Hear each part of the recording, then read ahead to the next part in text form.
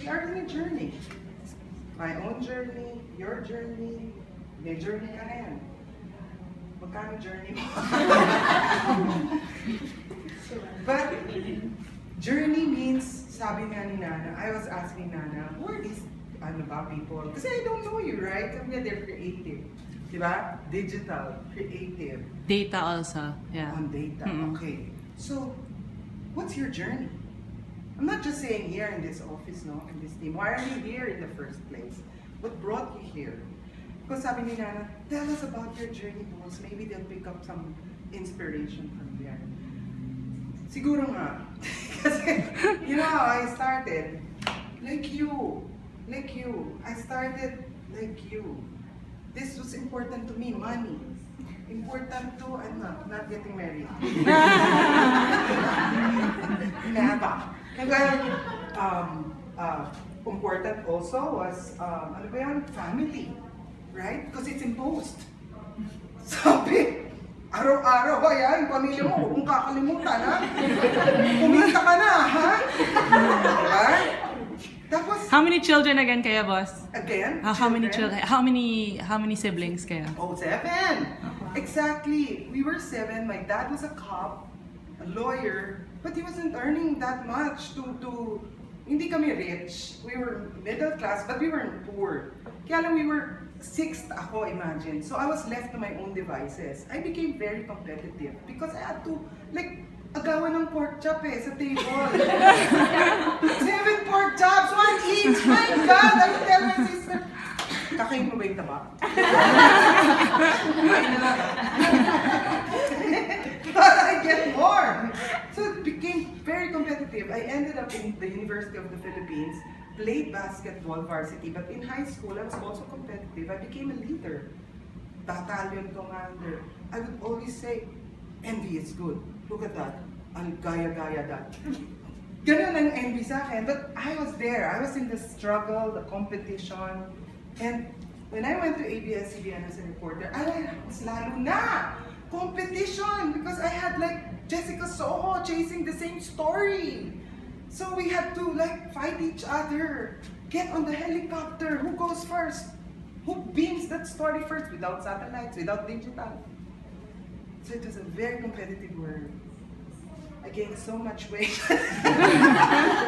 Stress eating, smoking, earthquakes, people dying. I would interview relatives of victims. Painful, di ba? But I went through all that. And then, syempre, and then I got into a relationship. I'm lesbian, but you call it that, no? Meron, I had a girlfriend. Love wins. Yeah, I had Love a wins. girlfriend. Hindi, my God, for my age, if I can't really admit who I am, I'm in trouble. I'm 52. I'm turning 53 September 30, but you know, this is my journey, is knowing who I am. I may have been, you know, dinala ako sa journalism, reporting, but is that who I am? Is Charie my name? Or is it a tool for you to call me? Dami kong pinag-isipan. Am I a girl or a boy? Does it matter? But I went through that struggle. Because, syempre, in my age pa, at my age before then, news pa ako on cam. And my God, the guys there, Castro, they were all homophobic. Imagine me operating in that kind of a situation.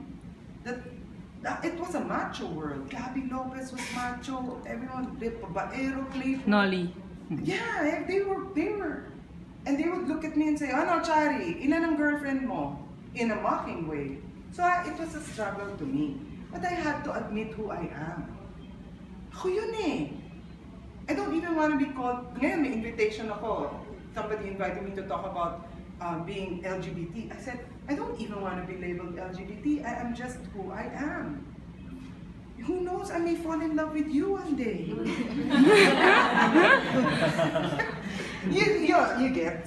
get me. Ang lalim ko, no? Wait, I'll get somewhere. I'll get somewhere, somehow. Experience is your best friend, if Yes. anything. But that's my journey. I'm saying, I wasn't my parents weren't like, "Oy, si Charie, alagaan niya yan." No, they weren't shielding me from anything. I didn't have that benefit because, buti na lang. Buti na lang. They couldn't. Because I was the 6th already, pagod na sila. And magulo ko. Sometimes I find myself sleeping in my classmate's house. Sabi ko nga, ang dami ko pala natulugan na classmate. I didn't even make paalam. Di ba kayo yung, paalam ka ba? Ganyan, pa. No, I wasn't at all sheltered. I was left to my own devices. So, I'm glad. Because it brought me to where I am. But it wasn't free of challenges. Even in ABS-CBN, oh my God, the politics is grabe. Do your job, you do your job, but when you do your job and you excel, you get punched in the face. Because, may ibang minutes of struggle as well. It's very competitive. It's a rat race. So, I was a victim of that too. And I almost lost my job. The very job that I know what to do. And then I lost that 18-year relationship as well because it became competitive as well. So I was on my knees. And then I was asked to go on leave because I was fighting with the big boss. I was asked to go on leave for a month. In that period was very valuable in my journey. I started this meditation. Meditation is going inside of me and ang daming noise around me, right? Ang daming elements. Family, office, work, situations. But when I went inside of me, I figured, hey, after a long period, I am unique. I was the only one who saw Mount Pinatubo explode. I was granted to have interviewed poor people or important people. Imelda Marcos I've interviewed, Ramos I've interviewed. I was able to talk to them, but I was able also to talk to ordinary people in dire straits or in hard situations, no? In their most challenging moments, like during the Baguio earthquake in 1989. A girl was pinned, her mom was beside her, screaming for help. I was there, I was sharing their agony, and I felt their pain. So, I'm unique. I said to myself, Sabi, that self in me said, what are you worried about? Losing your job? You're gold, man. You're given everything in this world na unique, the experience, the knowledge. So, but kasi when my girlfriend split up with me, she took all my properties. She took all my properties as well. Bitch. So I went back to my parents' house, in my old bedroom, old curtain, old bed. Sabi ko, I'm back here. After 30 years, I'm back in my old room. And my dad was dying. Alzheimer's, my mom was gone. My brother was like, you couldn't, because he wasn't very strong as well, may sarili siyang struggles. So I was back in that situation. So I went inside of me and said, who am I? Who am I? And why am I so afraid? I was afraid. Kaya I was fighting. I was afraid of losing my job. Hi! Join. I was afraid of losing my job. So I was clinging. I was fighting anyone. Nasty. Very bad. So when I said, okay, I'm at peace, I will accept anything that will happen, and I will be here and now. Ring! Hello? Oh, Charie, this is Mark Nepomuceno, HR head. Do you still want to work? Yes! Anything? Yes!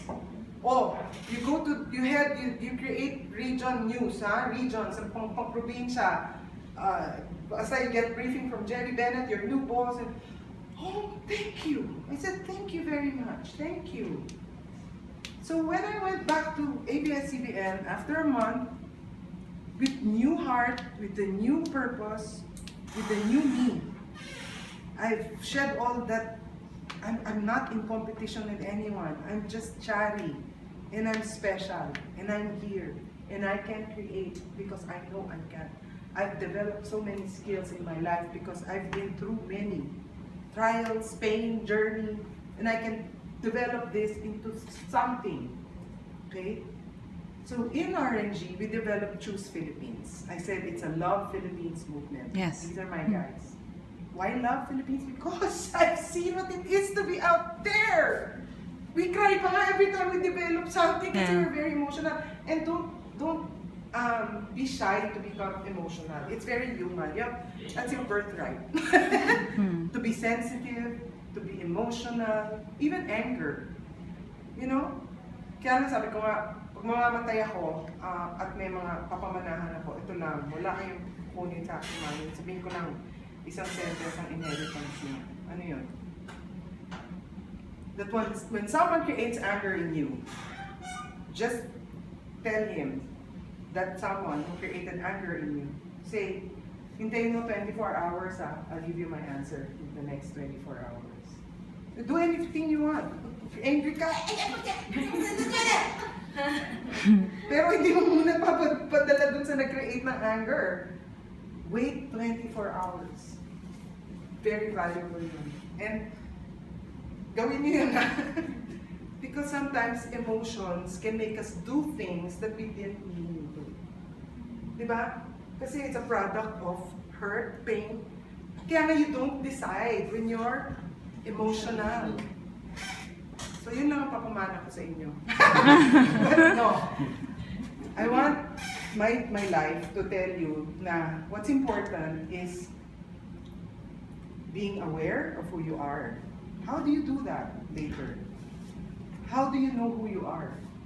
Is family really that important to you? Is money really that important to you? Is your team really that important to you? Getting married? Is that really getting into a contract? Tinatakot! Setting expectations for you and your wife-to-be. That is important. So, I'm telling you, how do you create that? How do you achieve that awareness? I told you mine, no? Iba-iba tayo. Pwedeng makulong kayo sa bikutan,